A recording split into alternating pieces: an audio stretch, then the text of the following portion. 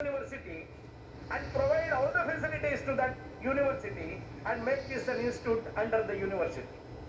And what is the necessity that when there is a Ayurveda university in Jamnagar itself, and the government will going to merge all these all the three institutes and make a separate national importance institute?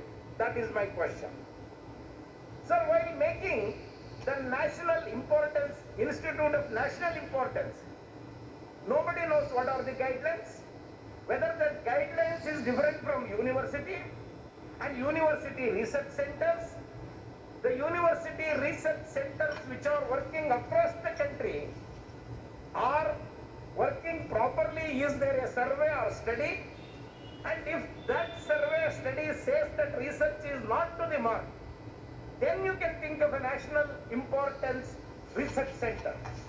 But that is not there, sir. There is no survey as such. And if at all there is a survey, is it different from this national importance institute? That is another important question. So we should keep it in mind, sir.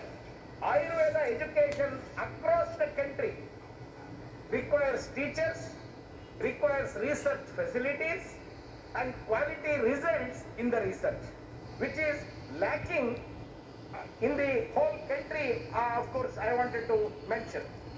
Sir, make a list of all research institutes in Ayurveda and make a national level governing body, then monitor the research institutes across the country, then you can definitely contribute to the Ayurveda and the research also.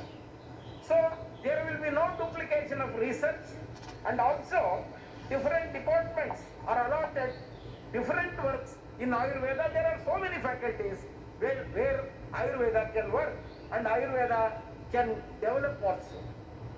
Sir, my another important question here, why this is only in Gujarat? Sir, Kerala is number one in Ayurveda. There are institutes in Kerala. The Ayurveda, Pattakal Ayurveda is very famous. People across the world coming to Kerala and take the treatment. There is an institute in Thiruvananthapuram where it is a research institute again. Thiruvananthapuram Institute has started in the year 1889, sir, which is about 131 years ago. Whereas the Jamnagar Research Institute has started in the year 1952. So my question is, why Kerala Ayurveda Institute has not been given the national importance? And why the national importance institute has not been started in Kerala? Second, it is in Karnataka, sir. Sir, Karnataka has got 68 Ayurveda colleges and research institute also. The government itself is running Ayurveda colleges and research institutes. Sir, we have Sahyadri forest in Karnataka and it continues to Kerala also. It starts from Maharashtra. Sir, make a national level medicinal plants unit there for study and research.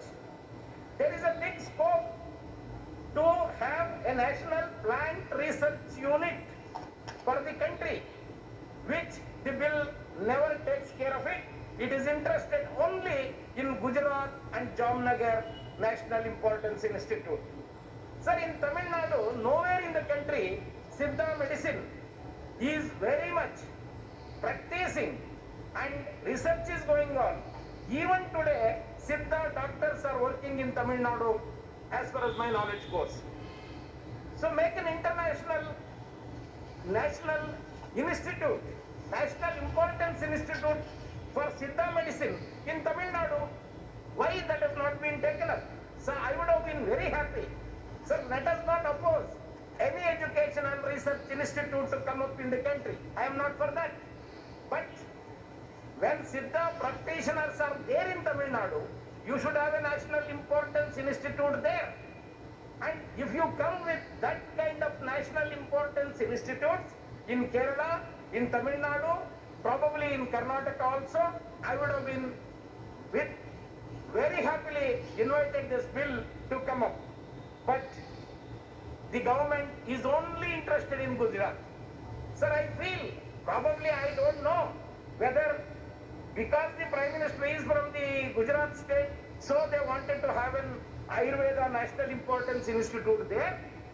Though there are no practitioners in Gujarat like Kerala, like Karnataka, like West Bengal. But what is the reason? We must know about it. I think my colleagues from Gujarat also agree with this. This is what I sincerely feel. Sir, in 2018, survey of Ayurveda students and faculty found that 47% respondents were not satisfied with the quality and Ayurveda teaching and research provided by the institutions in India.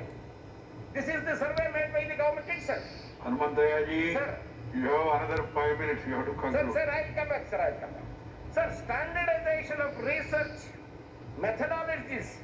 Sir, this is a research institute. I wanted to emphasize to the government standardization of the research methodologies, including evidence-based research in Ayurveda is very important. Is required to provide Ayurveda globally. Otherwise, it will be just a slogan. Sir, at present, Rashtriya Ayurveda Vidyapita is the only faculty development programs available in the field of Ayurveda. That is the only place. So I agree, we need some more institutes to train our teachers, to train our researchers. But these programs are suffering from repetition of the material without proper practicing research. Sir, in Gujarat, that is the problem. Practicing researchers are not there in Gujarat, whereas you find in Kerala, Karnataka, West Bengal, and Tamil Nadu, and other places. So that is why I am telling you, there is no innovative methods. The examination, the evaluation methods, skills are criticized as obsolete. Research ethics and methods need to be more thorough to present day-to-day requirements. Sir, just relying on traditional methods may not give results and also may not compete with other systems of medicine which is grown to the world standards. Sir, the Ayurveda graduates are jobless today. They are not even able to practice this method of medicine in any part of the country, whether it is rural area or the urban area. The government must see how to, and they must also evaluate how to accommodate these Ayurveda graduates while preparing them, while releasing them as graduates every year. Sir, the graduates in government hospitals with Ayurveda division, there are lot of divisions in Ayurveda. Almost 80 to 90% of Ayurveda doctors practicing allopathy for their survival. They have no other go. Sir, in research area, how many papers are published has to be known. I wanted to ask the minister through you, in PUB-MET, how many papers are published and how many patents at international level has been given to Indian doctors who are making research all these years, and how many medicines are experimented in clinical trials. Sir, this was the right time. They should have tried with COVID patients, whether the Ayurveda medicine is going to work with COVID patients or not. But clinical trials were not being done in Ayurveda even at this point of time. Sir, that is why I am telling you, in India, Please. there are about 4,584 PG seats in 413 institutes, sir, 413 institutes. Sir, Ayurveda is used in better way. Hanumanthaia ji, please Sir, conclude. 1 minute, sir, 1 minute. Just one example I wanted to give. Sir, the research was done in Ayurveda, particularly in Russia. The castor oil extract was taken. We use it just for our topical this thing. But in Russia, the extract was taken. It is 1 milligram for 1 kg. It was taken and used to spying the secret and also to kill the detractors in Russia. We have not done such kind of research at all.